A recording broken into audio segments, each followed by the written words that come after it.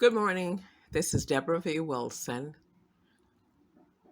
It is Friday, the 27th of August, 2021.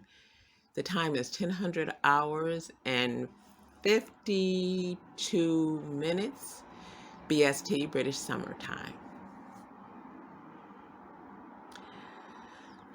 Identity and the narratives constructed around identity to give societal meaning to that identity are constructed.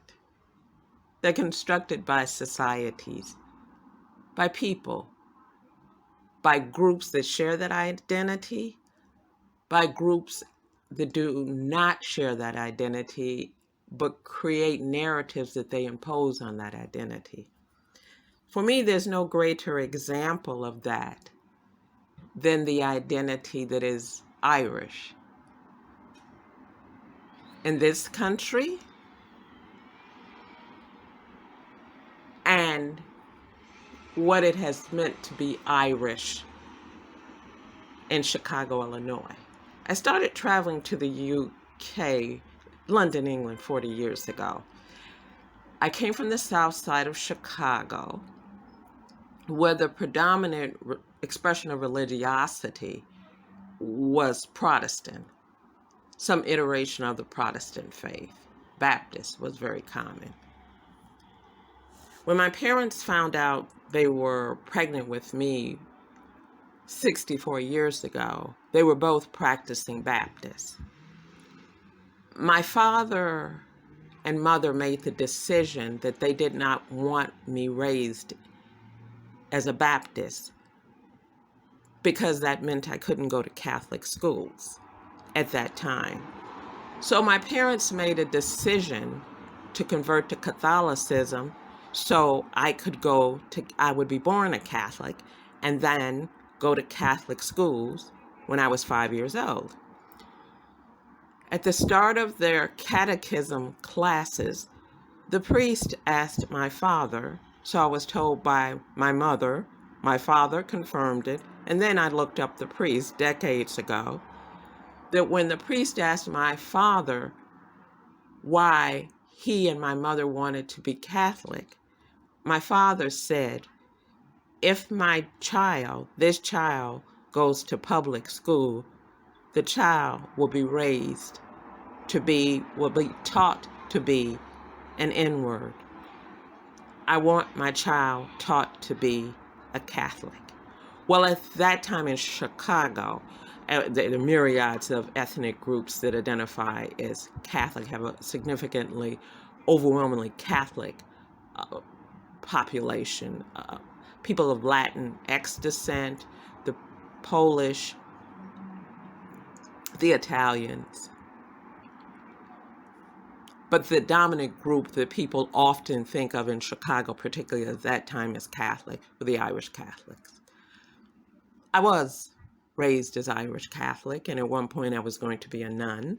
I went to from an American context, American grammar school, high school, and college, so that's a 4-year university, all Catholic.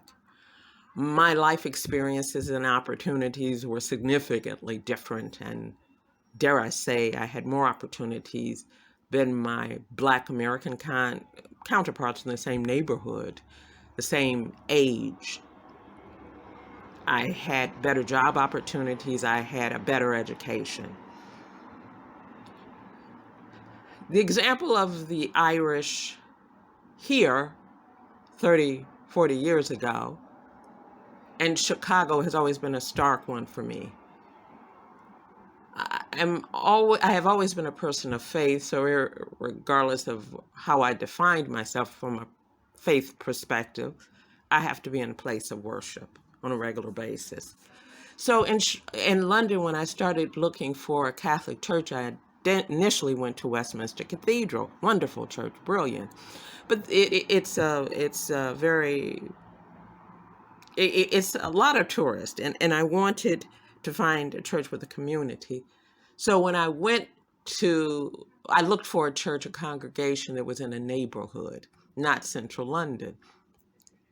And I found St. Joe's in Highgate Hill. The congregation was overwhelmingly Irish, but they weren't like their Irish counterparts in Chicago. They tended to be day laborers, housekeepers, gardeners. There was a great deal of poverty in the congregation. And the congregation experienced a high degree of discrimination. We're talking about in the 80s and the 90s. And how they were constructed, the narratives imposed on them from outside their ethnicity were not good. And how they self-defined. Many Irish at that time were being as struggling and the recipients of anti-Irish sentiment, probably to do with the Troubles, which is what I always thought. These things are complex, how and why identities are constructed and defined the way they are. But my experiences with the Irish identity in London, England, simultaneously with the Irish identity in Chicago, in the vastly different ways in which they were understood by the group itself and how meanings were attached to them outside the group. The Irish in Chicago at that time, and one might still argue, were the top of the sociological heap in Chicago. They were not defined that way. Their counterparts in London, England at that time. So I'm always aware that the ways in which identity, narratives around identity are constructed and assigned are significantly dependent on where you are, when you are. This is Debra V. Wilson, thinking about the ways in which identity is constructed, why is it constructed, and how that group internalizes narratives about who and what they are, and indeed creates their own. Thank you very much for listening.